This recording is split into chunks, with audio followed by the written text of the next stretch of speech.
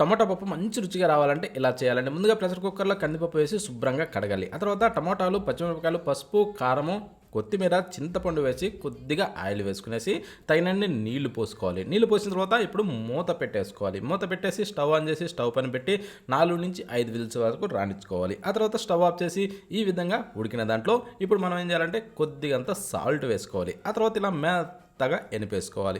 ఈ విధంగా మెత్తగా ఎనిపిన దాంట్లో కొద్దిగా నీళ్ళు పోసి బాగా కలిపి రెడీ చేసి పక్కన పెట్టుకోవాలి.